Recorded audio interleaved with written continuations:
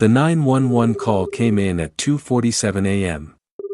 The voice on the other end was calm, shaking, but composed. A woman. She gave the address, said there'd been a murder, and then paused. The dispatcher asked her who was killed, she said her own name, and then the line went dead. When officers arrived at the address, the front door was unlocked. The lights inside were off. In the center of the bedroom was a floor-length mirror, cracked diagonally from top to bottom. There was blood on the wood beneath it. A single fingernail. Torn off and embedded in the frame, no signs of a struggle. No body. No prints, other than hers. And yet, she was gone. It was as if she'd called in her own death and stepped out of the world before they arrived. Over the next 3 weeks, the investigation would uncover a timeline that didn't make sense. Surveillance footage that blinked out at key moments. Voice messages she didn't remember leaving. A journal full of entries in handwriting that didn't match her own, and all of it centered around one object. A mirror. The only thing in the apartment that didn't belong to her, but that's not the part that kept me up at night, it's what they found recorded on her laptop 2 days before she vanished. A single video file. 12 minutes long. In it, she stands completely still, facing the mirror. She doesn't move. She doesn't blink, except her reflection does. Can a mirror be evidence? In a murder no one remembers committing, Maya Reynolds was 27 years old when she moved to this city.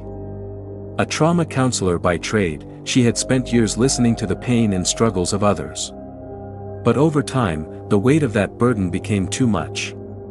A recent loss, a patient she had worked with for months, had left her shaken. The young woman had taken her own life, and despite Maya's best efforts, she couldn't help but feel she'd failed. So, she packed her life into boxes, left behind the city she'd known, and moved here, looking for a fresh start. The apartment she found was inexpensive, nothing fancy. It wasn't in the best neighborhood, but it was quiet, and that's all she needed. It wasn't perfect, but it would do. The landlord was an older man, thin, with hands that trembled slightly as he handed her the keys. When she asked about the previous tenant, he gave her a curious look. She disappeared without a trace, he said matter-of-factly. No police report filed, just gone. He shrugged, almost as if it was a minor inconvenience, not a thing to worry about, but something about the way he said it made Maya pause. A chill ran down her spine, but she pushed it aside. After all, who would worry about the oddities of the place they were moving into? The apartment itself was peculiar. The furniture was mismatched, old, and uncomfortable, but it wasn't the furniture that caught Maya's attention. No, it was the mirror. An antique. Heavy. Framed in dark wood, with intricate carvings, and taller than most she had seen. It stood across from the bed, framed perfectly in the center of the room. Something about it felt out of place. But the landlord had insisted it was part of the apartment. The last tenant never touched it, he added, almost dismissively. Maya, too, left it alone for the first few days. The apartment was hers now, and she told herself she could deal with the little quirks, the strange pieces of furniture, the weird energy that hung in the air. After settling in, Maya decided to start a vlog, a way to document this new chapter in her life. It had been a long time since she'd done something for herself, so she figured it would be a good way to keep track of her progress, something to look back on. The vlog started out simple, clips of her unpacking, walking through the city, enjoying the newness of it all. But over time, the videos became something more. The briefest pause. Her reflection, something about it didn't quite line up. She first noticed it one morning as she brushed her hair in the bedroom. She glanced at the mirror, expecting to see her usual reflection, tired eyes, slightly tangled hair. But instead, she saw something different. Her reflection lingered for just a second too long, the way a person might wait for you to notice them before they speak. Maya shook her head, convinced it was nothing more than exhaustion or the dim lighting in the room. She didn't think much of it at first, but then it happened again. And again, sometimes, it wasn't just a lingering reflection. There were moments when it moved when she didn't. Moments when her reflection smiled, a grin that stretched across its face, slow and deliberate, while she remained expressionless, confused. Maya froze each time, staring into the mirror, trying to piece together what was happening.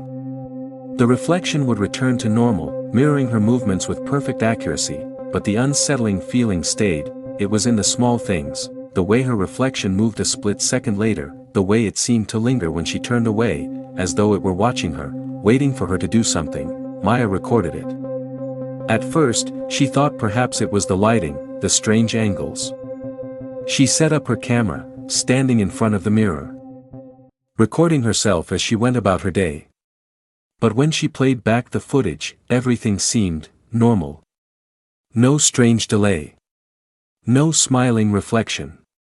Just the clear image of herself, moving as she should, but Maya knew what she had seen. It was real. Something was happening, the oddities didn't stop there. One night, as she sat on her couch, the lights in her apartment began to flicker, just above her head at first, like a mild power surge. But the moment her gaze wandered to the mirror, the flickering became more pronounced, the bulbs above her head buzzing and dimming in time with the reflection. Her heart pounded as she watched it, certain that the light above the mirror was connected to it, as if the glass was pulling the energy, siphoning it for its own. She recorded this too, but when she looked back at the footage later, there was nothing, no flickering lights, no unusual occurrence. Just a steady image of her sitting on the couch, staring into the mirror. It was as if the mirror had erased the evidence. Her sleep didn't bring relief. In fact, it only seemed to worsen. Maya's dreams had started to twist into something darker. She would sleep, her body still, but her mind would drift into a strange, distorted world where she could see herself, not from her own eyes, but from the mirror's perspective.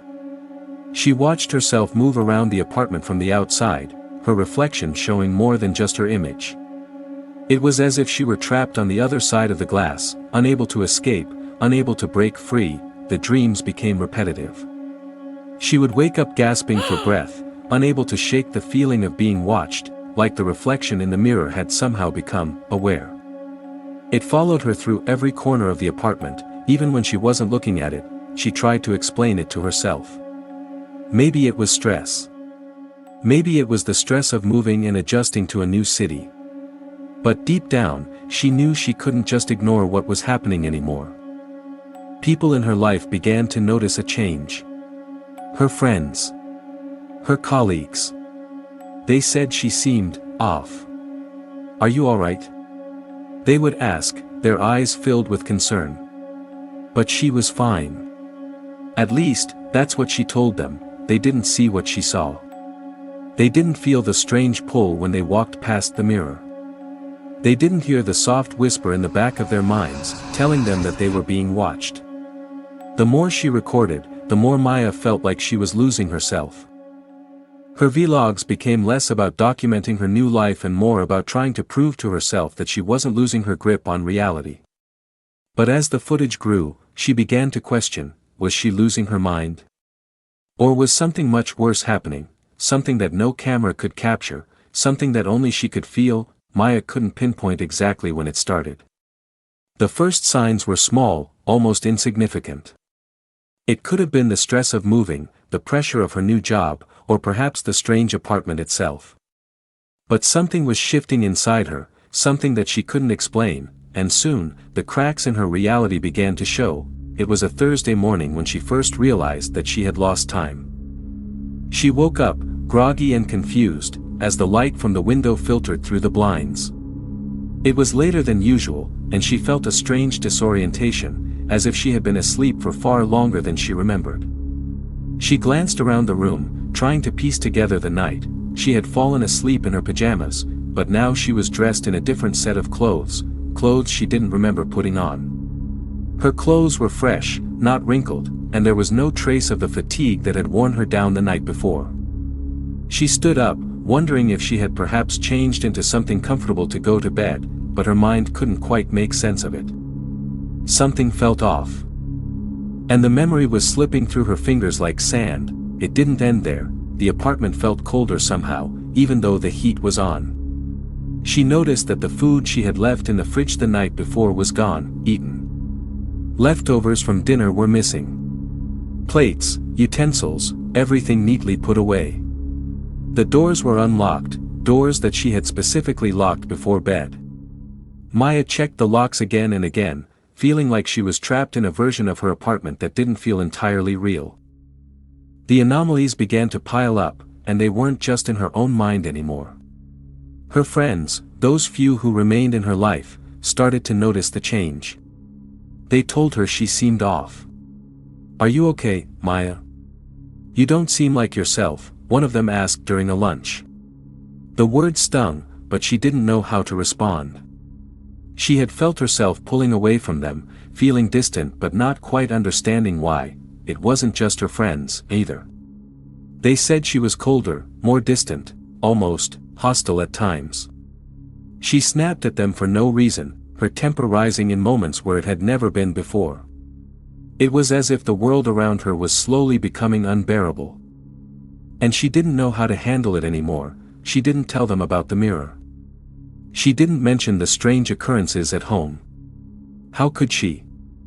She was losing time, losing herself. And as the days passed, Maya felt as if she were walking through her own life as a stranger, just observing but never fully participating. It was the vlogs that truly began to reveal the extent of her unraveling.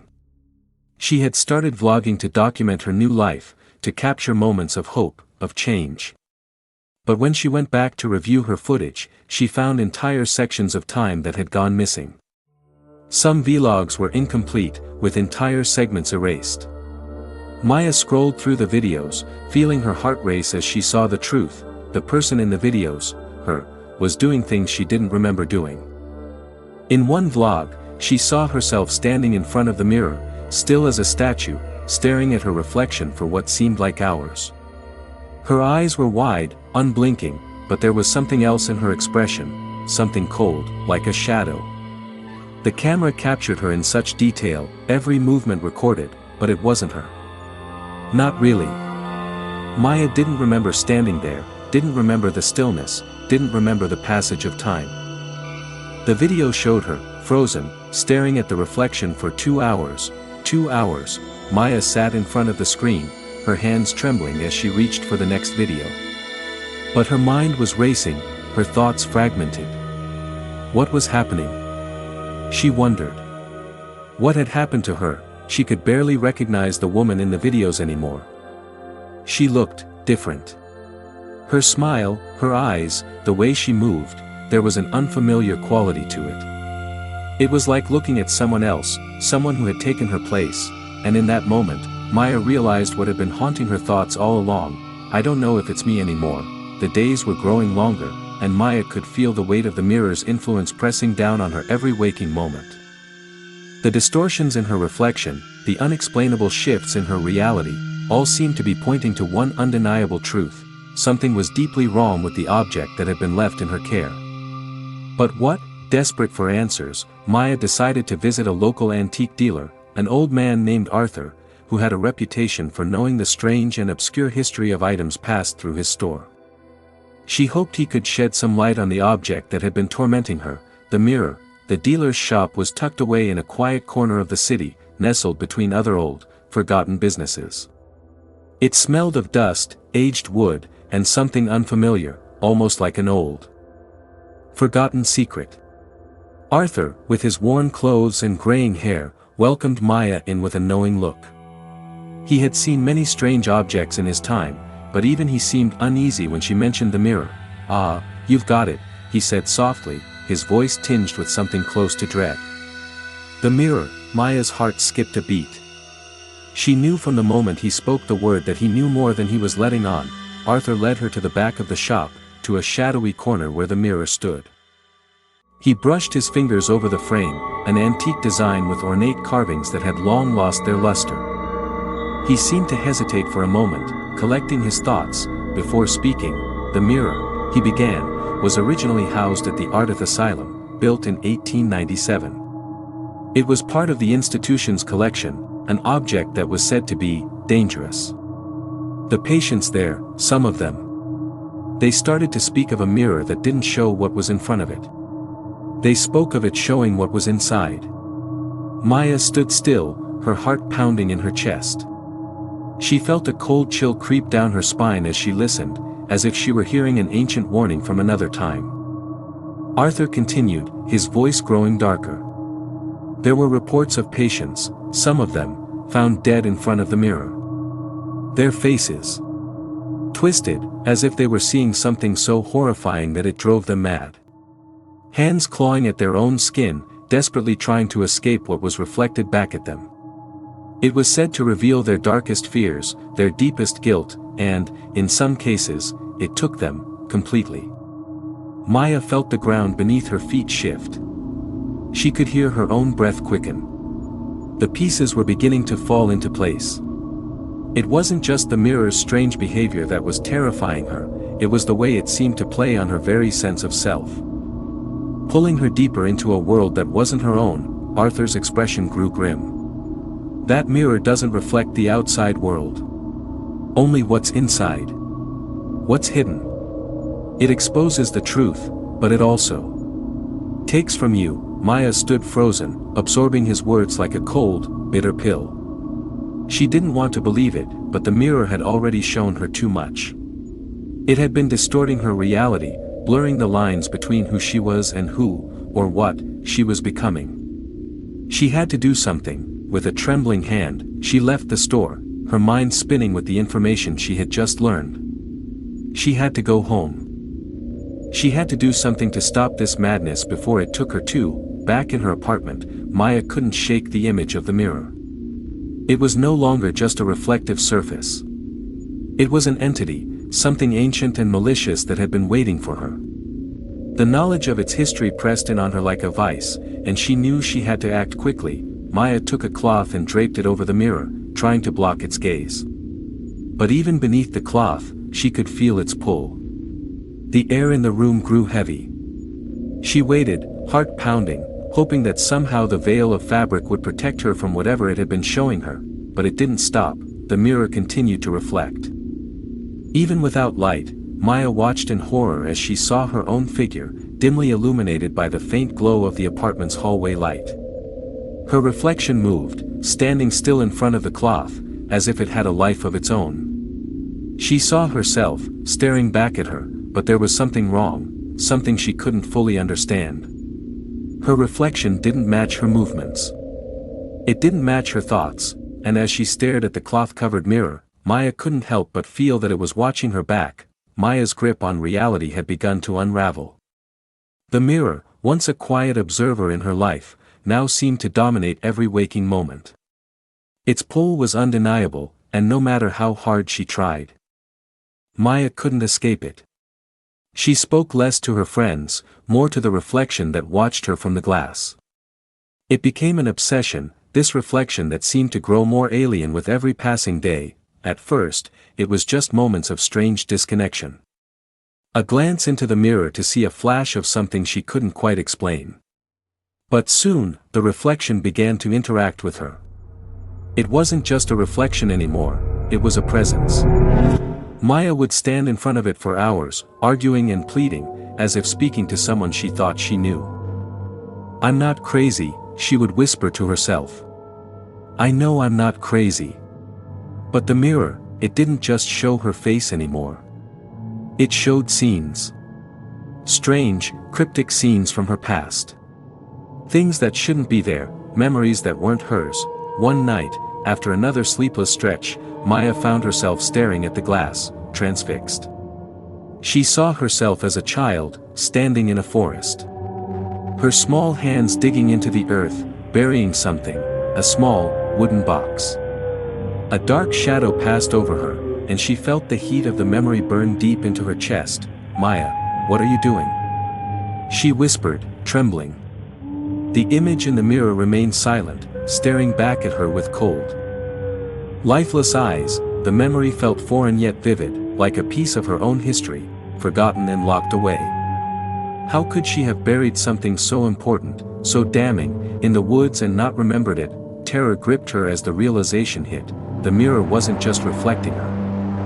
It was showing her things that she shouldn't know, things that had never happened. Or had they? Her once orderly apartment had become a prison. No matter where she went, the mirror was there, lurking in the corner, in the hallway, in the bedroom. Its reflection was always one step ahead, mocking her, showing her things she didn't want to see. The isolation had begun to affect Maya's sanity. She hadn't spoken to anyone in days, save for the moments she argued with the reflection. Her friends and neighbors started to notice the changes. They called. They asked if she was all right. But Maya couldn't answer them. She was no longer sure if she was the one speaking or if it was something else, something trapped inside the glass.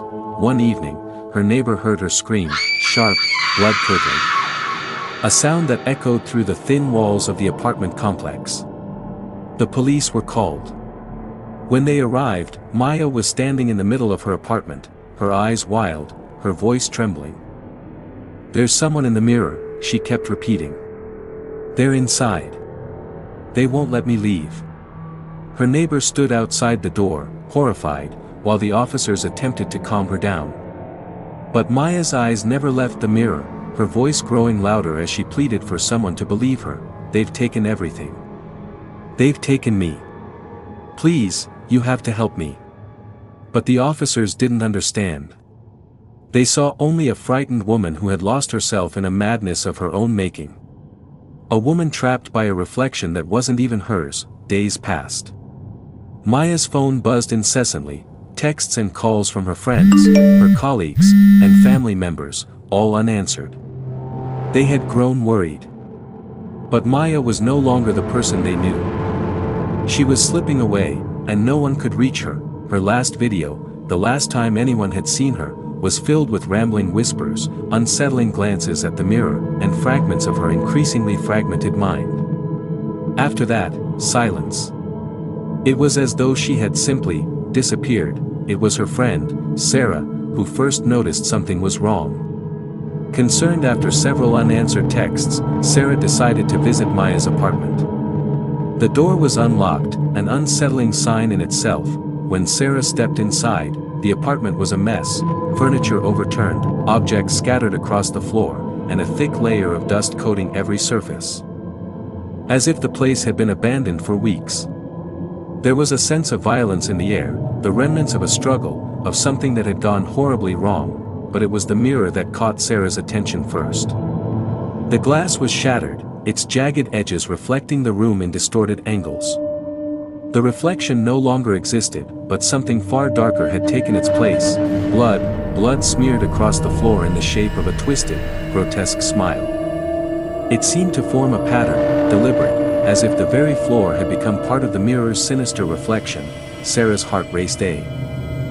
Blood smeared across the floor in the shape of a twisted, grotesque smile. It seemed to form a pattern, deliberate, as if the very floor had become part of the mirror's sinister reflection. Sarah's heart raced as she scanned the apartment for Maya.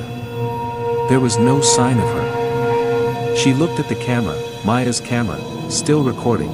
The final footage, the last trace of Maya's existence, was chilling. The camera flickered to life, capturing the scene of Maya standing in front of the shattered mirror.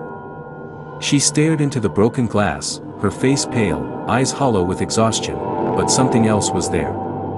A strange, detached look, and then, something that stopped Sarah cold. Maya turned away from the mirror. Her body moving out of the frame. But for just a moment, long enough to make your skin crawl, her reflection, blinked, her reflection, still in the glass, stared back, perfectly still, its eyes locked on the camera. Maya's body was gone, but the reflection remained. And as it blinked, as it came to life in that brief, unsettling moment, it became clear, the mirror didn't just show her. It had taken her, and now, it was in control. As the days turned into weeks, the mystery of Maya Reynolds only deepened. No one knew where she had gone. No one knew what had happened to her. But the questions surrounding her disappearance, and the mirror, were beginning to grow louder, in the aftermath. The case drew the attention of local news outlets, true crime enthusiasts, and anyone who had ever heard of strange disappearances or unsolved mysteries. The footage from her vlogs, pieced together from the last moments of her sanity, offered no real answers, only more questions. Maya had documented her descent, her unraveling mind laid bare for anyone willing to watch. But did the mirror twist her into something else, or had she simply cracked under the pressure? Interviews with her co-workers painted a picture of a woman who had once been composed and professional. An empathetic trauma counselor who helped others through their darkest moments. But over time, her colleagues noticed a shift in her behavior. She became distant and agitated. Her once calming presence was replaced by erratic behavior. One of them mentioned a conversation where Maya had alluded to being watched, a haunting, vague reference to something she couldn't escape. But what could they do? They never understood the full depth of her torment. Maya's landlord was no more helpful. When asked about her, he remained strangely calm, almost detached. He mentioned that her rent was paid on time and that she had only moved in a few months ago. But when pressed about the apartment's history, he grew uneasy. He reluctantly revealed that there had been odd circumstances surrounding the previous tenants. All three of them had experienced significant mental breakdowns. One, in particular, had spiraled into complete madness and had eventually taken her own life. The landlord couldn't provide much more. He had never filed a police report for the disappearances, always chalking it up to personal struggles. The police records painted a grim picture. 3 other tenants had lived in the apartment before Maya, and all 3 had left under mysterious circumstances. The first, a woman in her 40s, was found catatonic in her apartment, staring into the mirror for hours before she was rushed to a psychiatric facility. The second tenant, a young man, suffered a complete mental breakdown and was hospitalized for months before being released back into society, only to disappear without a trace. And the third, Maya's immediate predecessor, had gone missing entirely. No one had ever reported her disappearance, and her family had assumed she had run away. There was no official investigation, but the most chilling of all was the story of the woman who had committed suicide. Police reports claimed she had been found with a note, "The mirror is my reflection. I can't escape." As the police continued to search for answers, the internet took over. Reddit threads exploded with conspiracy theories, rumors, and disturbing details. Users began to gather every piece of information they could find, all to try and make sense of Maya's case.